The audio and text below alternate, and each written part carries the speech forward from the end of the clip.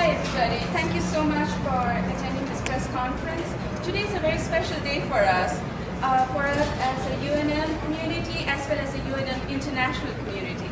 Last night, 3 international students, one from India, one from Brazil, and one from Saudi Arabia, decided to help each other and chase the suspect who had assaulted many East Indian students. The UNMPD and the APD also worked with each other, and both the police departments responded immediately to the students' calls to apprehend the suspect.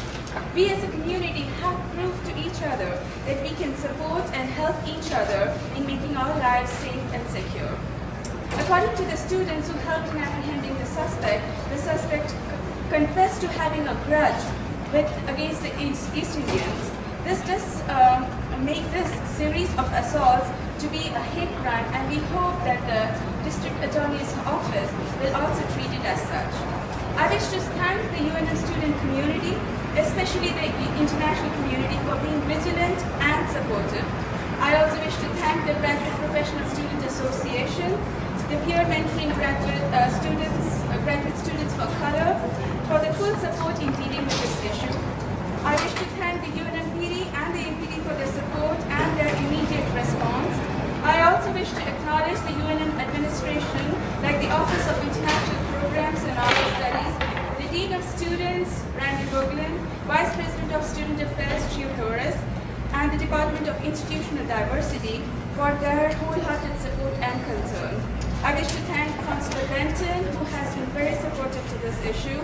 I also wish to especially like to mention my thanks and the community's thanks to Danny Hernandez, who is the University Heights neighborhood president, in ensuring that the residents in his community stay safe.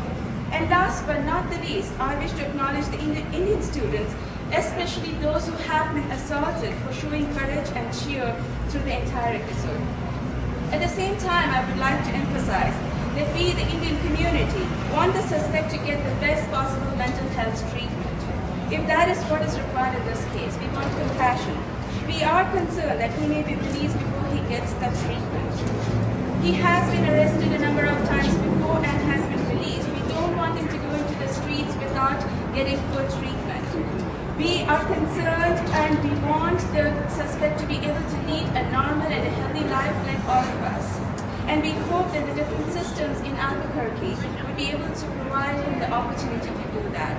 With that, I wish to introduce you the heroes of yesterday and today, Vamsi and Josh and Mohammed, to speak and explain to you what they did, please. Okay. Yeah, hi. Actually, it's not straight for me yesterday. Give your name. Yeah, I'm Mohammed Al-Dawsri. I'm from Saudi Arabia. It was my first time I worked here yesterday. When I walked inside the campus, someone pushed me in the back, and I didn't know who is, and he tried to fight with me. I told him, what's going on with you? Do you know me? Yeah, he didn't answer. I didn't know what's going on. After that, the Bomsi and George came. They kind of explained for me. Okay. Well, I just saw this guy attacking this other guy in the streets. And when I saw that, I knew was this guy that was attacking Indian people and stuff. So I came to help. Drums came with me, and I saw was Mohammed, which I know was a friend of mine. But the guy just wanted to fight, and I mean, we went for it, you know. And then he ran. He tried to get into buses, and we said to the bus drivers not to let the guy in because he was attacking people. And while that, we called the police. Phones was with the phone. We called the police, and we just chased him. We followed him.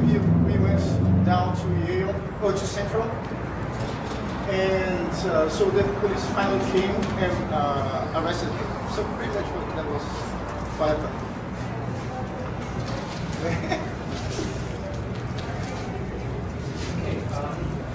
Any questions? I would like to also introduce one of the earlier victims, Ankur Tangirila, who's a PhD student with the Mechanical Engineering Department, to tell all of you how we as a community feel about this issue. Thank you, Bhavna.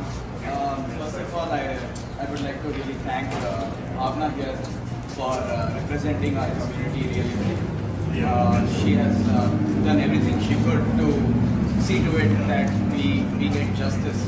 And as far as me, I'm really relieved and I'm happy that and I hope that these crimes stop.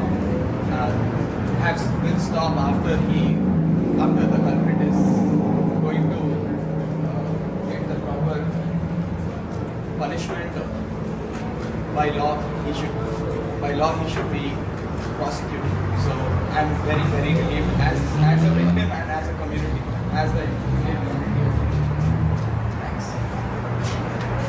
I would welcome any questions from the press if they have for both students or to us or to the community president. Do you have any questions? What's your feeling now? You must be relieved that this guy is at least in custody for now, but you said he might be released again. They've done it before. What was that? Yes, we have unconfirmed reports that he has been arrested a number of times and he has been released.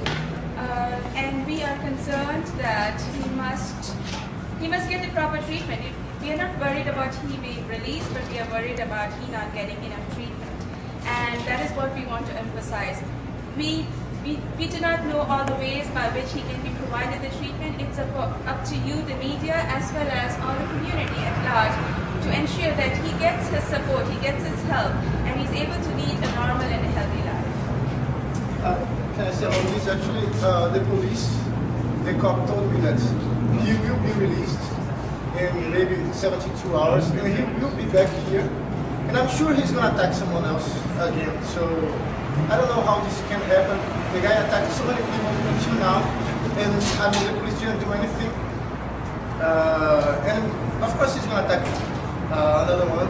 And the thing is, they're going to wait until something very serious will happen, so to take an attitude, you know? So that's it. How does it make you feel that he's going to be out, what, 3 days? I don't know, like because maybe he's going to identify me, and he's going to want to fight again. I'm not going to run, you know, I mean, I don't know. It's just not, I don't feel secure about it. I really want this guy to be arrested. What if he turns out to be, mentally ill? He probably is. I mean, I didn't really understand what he's talking, but he doesn't seem to be very normal. But at least he's normal enough to see, because when he saw the police, he stopped. So at least he knew what he was doing, you know? At some point. Yeah, we have to wait for medical evaluation to really say if he is mentally ill. But if he is, then he needs support. He needs support before this turns into something more serious. He ends up hurting somebody really bad. And it may not be one of us, it may be one of anybody in the entire Albuquerque community. We do not want that, which is why we are urging the community and as well as everybody who may be listening to your news report that please, he needs support, he needs mental health support. Please provide him that. Is this guy just a strange person, or what's the overall acceptance for East Indians and others in this community? Can you repeat that I was question, asking, is please? this guy just an oddball, or what is the overall acceptance been for yourselves, for the East Asian community, for the Muslim community? We are hoping he is an oddball. There isn't an overall feeling of negativity towards the Muslim community or towards the Indian community? We have Omar. He helped us find the assailant. So we owe it to him. And he is a Muslim.